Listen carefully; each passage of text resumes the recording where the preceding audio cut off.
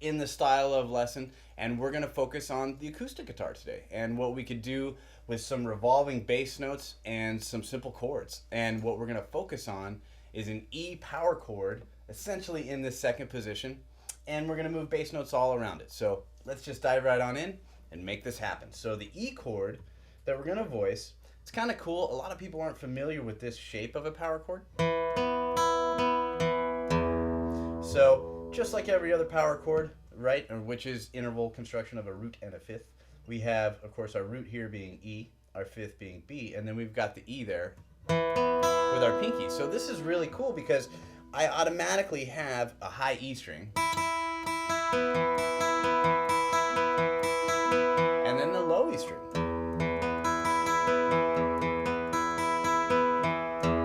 So that opens up a lot of really cool, almost suspended sounding tonality within the guitar, but really we're just accenting notes that are in the chord.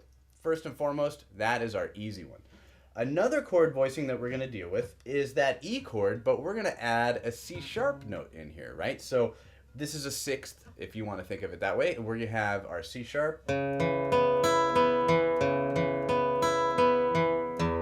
Get that low string in there. So what I'm doing is just arpeggiating the chord, fancy way of saying notes of the chord played separately, and then hitting that low string on there.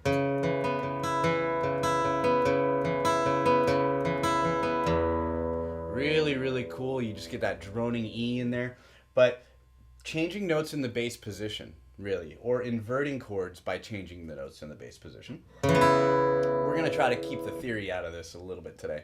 We just want to have fun and jam, man. We're playing in the style of our favorite guitar player. We're playing an acoustic. Sometimes we don't need a mouthful of words.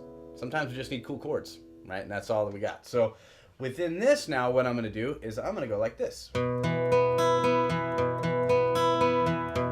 So I've got my first finger barred. It's realistically barring all these other strings, but the note that I'm shooting for is my B right here. And then in addition, I'm forming this E chord. Like put that low E in there as well. So really nice full sounding chord, and you get some cool movement. So to start with, we had this guy. Second chord was this dude. Then we're gonna switch to this first finger. Now we can't leave anything out because we want a good leading tone into what we're working with here. And I'm going to take this note and I'm going to throw this in here too.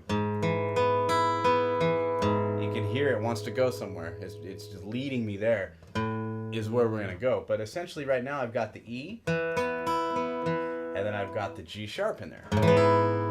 So right away you've got some cool chords that you don't need to know a lot about that you can play that sound awesome. And how can we use these?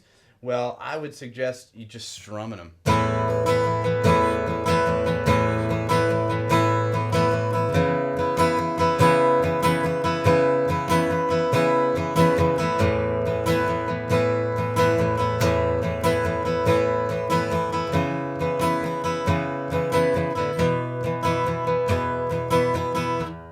What's kind of cool about this, a lot of times when strumming chords on the acoustic, or chords in general, you know, you got to omit notes with your right hand because your root notice is established maybe with your left, and if you hit another note with your right hand, it'll just take it over and really ring throughout the chord and make it sound horrible. In this case, we can strum the whole thing and we're good, and we're just changing notes, and you get overtones that change, not necessarily chords that change, overtones. And I like to categorize overtones. There's some of the things that you hear in the background of a chord, right? And they mix together with perhaps the change or how things are changing. And sonically, it makes you hear things that may be there, may not be there. Everybody hears overtones differently, and I think that's a really important thing to think about in rhythm. Not necessarily what's there, but what's implied, I guess is what you can kind of think of. So we had this guy. All right, now here's the May I Help You chord at Guitar Center. Right here, check that guy out. This is just an A suspended second, but I came up with this chord when I was in high school because I thought if I used it in a band, it would keep me there. It's like job security. If my chords look complicated, then this guy can be good. That was my thinking. But I like it for this case because we're keeping all of what we talked about there a moment ago. We've got the E there. Now I had to swap out my finger. I had to put my middle finger there and then take my ring finger and move it over here. So check out that. Right? Eric Johnson, eat your heart out. Look at that crazy chord. All right, so now what we have here, chord number 1, chord number 2, chord number 3, chord number 4, and chord number 5. Really nice sounding chords that could be arpeggiated, that can be strummed.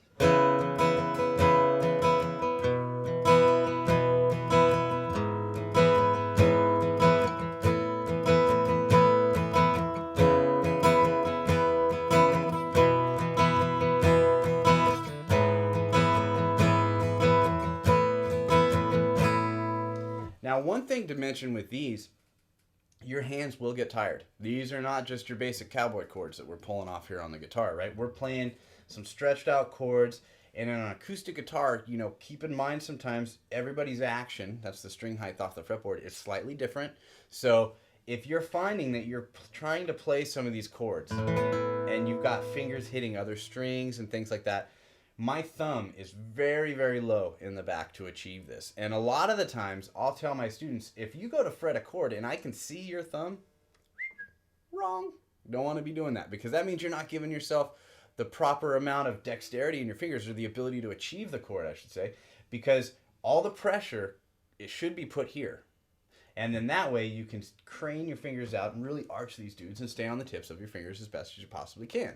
Now, shoot for the middle of the frets. That's my theory. Sometimes people will say, yeah, get close to the fret wire. But if you get close to the fret wire, sometimes your notes don't ring as clear.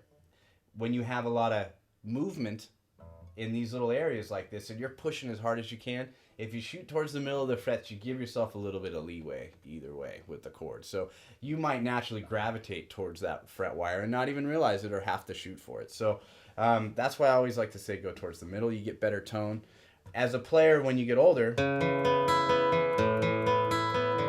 you realize more importantly than anything is that where you fret the notes on your fingers gives you a different sound. If you're really playing it on the tips of your fingers, you might have a brighter sound than if you're laid back and maybe using a fatter part of your finger. Tone is affected by everything. And especially on an acoustic guitar, these things are very magnified because you've got no distortion to hide it. We're playing on an acoustic. Acoustics don't lie. Acoustics tell you the truth. They let you know that you're a human being right away when you go to play them. So what we have here is a really cool lesson that is just centered around some basic chords that essentially are formed off of an E power chord. Some good leading tone and some sensitivity for you there in your own home, right? All right, so I'm going to leave it with that. I'm going to play out a little bit and experiment with these, arpeggiate them, strum them, and I will talk to you soon. All right, thank you much.